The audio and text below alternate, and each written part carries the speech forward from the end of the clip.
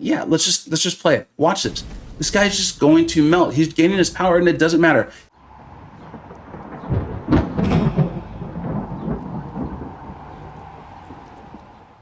Hey, welcome back to the channel. All right, it's time to cover the buff for Silver Sable, and I know I had a lot of fun with Silver Sable and all that stuff, but this buff's actually really, really good. I think they took a lot of what was difficult about playing her and they really fixed it up. The damage has always been immense, and now the utility is actually pretty easy to access. We're going to show a series of fights, show how to play her, what you want to do, how to use her. Signature ability is an important relic, synergies, the whole thing, and then place her initially on the tier list. Let's go ahead and jump straight into this. This is like her main target right here, right? This is on the CCP server. We've got a rank 3, 660. I have a rank 2, 660 Silver Sable on my live account.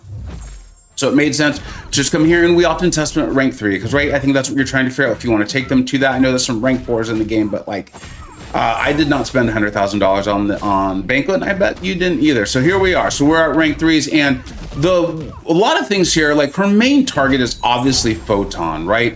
The disorient there, the passive you see in the upper right hand corner is off of the heavy, and it's now 100% against science champions. Now against non-science champions, it's only 40%, so you can't rely on it like you can against science. But the cool thing is there's enough science defenders where that's a really big deal. So we've got that up, and then the other thing is her heavy can't miss, so you can just parry heavy Photon. The other thing I really want to point out, and I'm going to stop this because I want you to know this now, is notice the lack of debuffs on us. This is on the CCP server, so this Photon is SIG 200. The other thing that's happening is we're throwing our SP1s, and remember, I'll tell you about all this stuff as we go over the series of the fights, but when we're crossing over our own minds, we're like purifying the debuffs that would be on us. So watch this when we cross over onto the mine that we've put out, the debuffs that Photons are putting on. And that's why we have so few of them. That's why also usually I shout out that like, hey, in a Battlegrounds match, your opponent's often running an inequity, so it might look a little different against Photon. This one, you don't really need to worry about it because Silver Sable is handling those debuffs for you. Now, I do believe they're only non-damaging debuffs. If they're damaging debuffs as well, I will make a note on the screen here, but I'm pretty sure they're just non-damaging debuffs. So as you can see, look, this is going to be 49 seconds. That's really fast for a rank 3 Photon. Now, a lot of her damage comes from the shocks. In fact, the vast majority of it, but they've increased, or I'm not going to spend too much time talking about what they changed and what they didn't change, because let's focus on what's done now. Is watch this damage against a rank 3 thing, and just so you know, this is not the little thing, this is the middle one, so stepped up a little bit. This is more than the Battlegrounds health goal. There's almost 500,000 health, and I wanted to show this to you because this was pretty impressive for me when I was like testing this stuff out.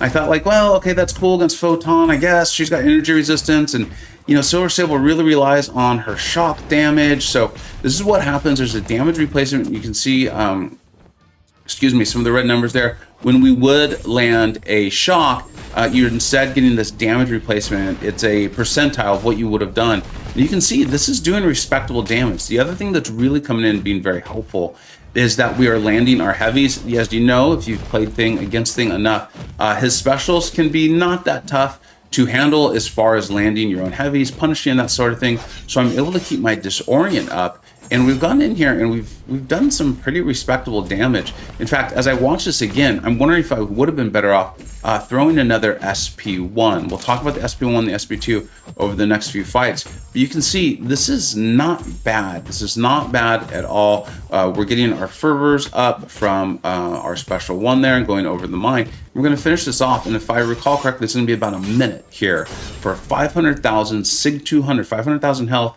rank 3. SIG 200 thing with like an even upgraded node over just what you would face in Battleground. So a minute and 2 seconds, that's really, really darn good. Okay, so now we're going to go in and just kind of go over, and I've been talking about what the Sable mines do, but basically remove all Sable mine cooldowns upon performing an intercept or punishing a special attack. So you are incentivized to intercept or punish a special attack. As an attacker, if Silver Sable passes over Sable mine, she'd grant an 80% fervor. So that's what's in the upper left-hand corner there. For 12 seconds and purifies one non-damaging debuff. Remember, right, they talked about that earlier, so we've confirmed it's a non-damaging debuff. And then when she's a defender, you can knock her down and that sort of thing. Here's the other thing. If the opponent moves into a Sable mine, it triggers inflicting an instant shock, dealing a burst of energy damage. Of course, that will change based on their rank and rarity. But you can see here against the Spider Ham, we're really not having too much trouble. We're using the openings to land our heavies, so we're getting the disorient up. And then we're going to talk very quickly here. The SP1's what's puts down the trap. You obviously want to go over it yourself so you can get the fervor and all that. But we're going to talk about the SP2, and I'm pausing at this. The first hit grants a non-stacking massive cruelty, right? They have listed a 5,166 cruelty buff for 2 seconds. And then if the opponent is knocked into a Sable Mine via special 2 attack, convert up to 15 of the shock debuffs into that into that critical shock passive. Watch what happens here. So you do need to knock them back. I'll talk about this when we do the tier list there, but you saw how they became those critical shock passives. You didn't even get to see how big those numbers got. I'm going to show you a fight where you're going to get to see how big those numbers get, because Spider-Ham is a relatively small health pool. Those numbers get massive, and those numbers last for quite a while doing a big thing. I think you're going to be pretty surprised at the defender she's going to take down later in this fight. So continue to go on, right? We're starting to see the return of Overseer in Battlegrounds. He's always been present in difficult questing content. He's a good defender. He's got the auto block mechanic. He obviously can heal off the SP1. But watch this, right? You can go in and, like I talked about, her heavy is pretty good for spacing, right? And there's other champions, like we talked about Spider-Ham and things. So you can use that. And remember, against science champions, it's a 100% disorient. That's really, really good. In case you can't tell, 100% really good in this game. And so there you go. So it looked like the auto block still kind of worked out. So that was kind of interesting to see how that played out. But we're going to get to go in here and take advantage of that. So now we're going to throw our SP2. We've knocked him into the mine. And again, there was still significantly more damage left. On those passive critical shocks. And I just want to call out, the disorient clearly worked there. I'm not sure what was going on, what I thought I saw, but for those people who are listening and not watching, I just miscommented on that. We'll go ahead and move on to this fight that I think is really going to impress everybody. So this is going to be against a 306,000 Iron Man Infinity War, because we've shown her against science. I think we've clearly established that with that disorient, with the special one, and then off that special one, after that's over, you can counter miss as well. Your heavy counters miss, right? You get the fervor buffs, you've got the shocks, you're good against shock immunes. Well, what about non-science champions, right? Well, let's pick a pretty tough defender, right? No one's good against every defender, but this is a pretty tough defender in the game. Iron Man Infinity War, he's got the auto blocks, he's got the armor, right? He's got some immunities and those sorts of things. And again, this really surprised me. It very much surprised me. I'm still going to land my disorients. Now, remember, the disorient, I believe, is only 40% against a non-science champion. And you can't stack them anymore.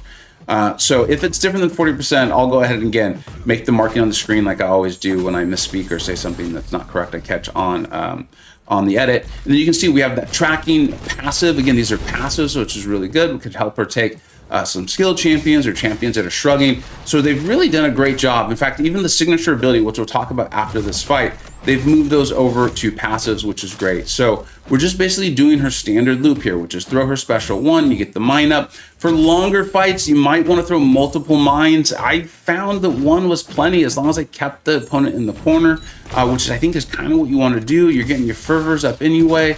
You're getting your shocks from when the mine is off cooldown. You're intercepting you can, you punish the specials. But watch this. We're going to knock him in. And look at this. Remember, this was a rank 3 Iron Man Infinity War. This is a very difficult defender, a very tanky defender. These things are going to be ticking for 18,472. I did nothing tricky in this fight. I did absolutely nothing tricky. The only, let's just play it. Watch this. This guy's just going to melt. He's gaining his power, and it doesn't matter. He went from 18% to 0% like it was nothing. That was one tick. That was nothing. I guess maybe it was 2 ticks. She's pretty good. She's absolutely pretty darn good. All right, let's go ahead and take a look at the synergies and then very quickly at the signature ability. All right, now here's the signature ability, and I don't think that's definitely not a champion I think needs to have it, but gosh, it is extremely helpful, especially if you're going to be using her in like competitive content. And I do think it's both bullet points that are very helpful.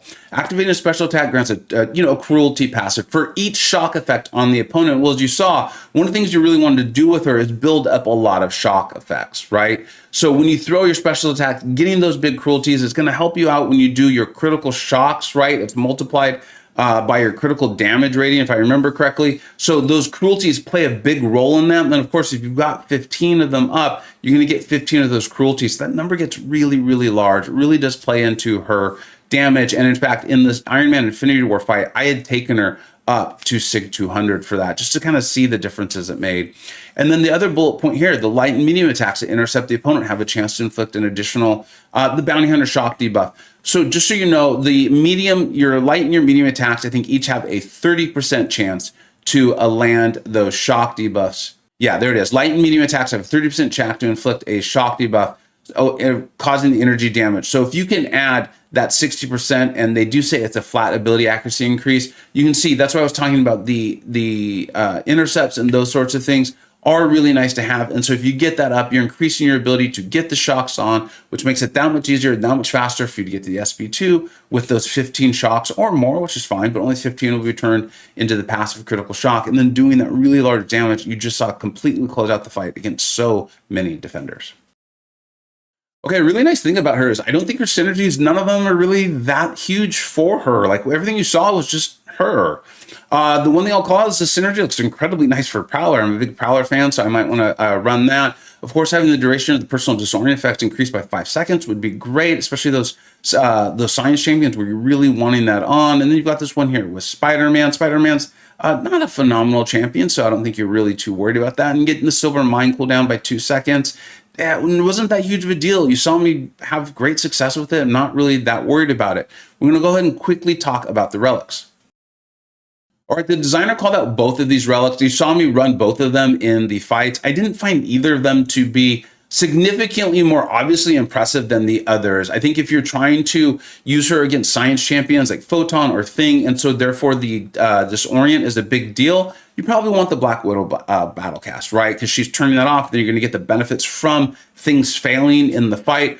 And then if not, you want the Winter Soldier one because that does place an energy vulnerability. You saw how much of her damage, basically all of it, is from energy from the shocks or the shock replacement. So that one makes a lot of sense. I don't think one is like you've got to use this. Both of those relics are relatively high demand in the skill class. So if you've ranked her up and she's like your favorite champion to play, I think just pick which one works for the fights or the lane that you're about to take, and then go ahead and have some fun with that. Now let's go ahead and place her on the tier list. Okay, here's her initial placement on the tier list. Remember, now I've talked to a few of the Illuminati about this because this is a buff champion, not a brand new champion. So I've been able to speak to them a little bit about her. Everyone kind of likes her. They see the damage capabilities. They see that 100% disorient against science champions. They see the powerful science champions, defenders that she's good with. That she can take out. Her Alliance War score is not going to be overly high, and I'll talk a little bit about why, and it kind of ties into why I know some of you are like, dude, everything you just showed us, how is she only in super hot? Well, one, remember, on mine in the Illuminati's tier list, super hot are great champions. Even the champions in the hot tier are very good and can help you clear a ton of content. We always recommend taking up the ones that you like because you're going to play them better, and no one, outside of a few people, don't like crappy champions. So if you like them, there's probably a good chance they're very, very good, and you're going to do great things with them. I also want to call out, I very much could see her moving into the Scorching tier. That would not surprise me at all. So to the question of War and why here is it was her flow score, okay? And I think those two fit together. Frequently, as I was getting used to playing her, a AI disruption or like a power gain or just various things that come along that are very natural and normal and happen in our game, or the more complex a defender's kit got that wasn't, a science champion who I could shut off with the disorient, the more she struggled, the more it became a little bit harder to keep her shocks up, or the more I felt like, hey, I need to throw a second SP1 in order to get more mines, in order to make it a little more easier for me to get my fervors, in order to make it a little more easy for me to knock them into the mine with the special 2. Because remember, you need to knock the defender into the mine with your special 2 in order to get that critical shock damage. Otherwise, it's just a special 2. And that's really disappointing. I had multiple times where I lined everything up and I thought I had them knocked over the mine, and like the game just disagreed with me. And we lose those arguments every single time. And so I think all of that can be handled by a player like potentially yourself who really enjoys playing her and wants to invest in her and get so good with her that they can overcome those things. But as far as her being like a number one option for a fight in War or a really difficult node or something like that, I don't think that's going to happen unless you just want to, which is like perfect for the super hot. These are filled with champions who are very good, who can do tremendous things. And if people really want to use them, they're going to pull off phenomenal results for them. Obviously her budget is very good. She has plenty of damage. She's got the disorient. She has some passive and those sorts of things. She's great, and her meta score was very good because she's helping you take out Thing and Photon. And so if you don't have a counter for those champions in your deck, I can confidently say, like, yeah, if you've got her, rank her up. She's going to be really good for it. And then over time, maybe you get some of these other champions and you realize you like them. That's like the perfect description for champions in the super hot. Like I said, though, I could see her going up. I definitely don't see her moving down. And if we find out that her BG score goes up, she's also going to go up. We'll update the Battlegrounds tier list here in about a week, depending on when you've watched this, but when this video first comes out, in which case I'll have been able to talk to the full Illuminati. So make sure you watch this video, or you turn in and watch the general tier list update every single month. But this is where she'll be. With me anyways, and then the Illuminati going to take a chance to look at it, and we'll get that updated when we do the full update for January. As usual, let me know what we think you got right. Let me know what we think you got wrong. And just to be abundantly clear, I think this is a very fun champion who's incredibly, incredibly powerful. I just think her flow can lead you into some difficult spots, but if you get really good with her, you're more than going to be able to overcome that. Thank you so much for watching. Take care.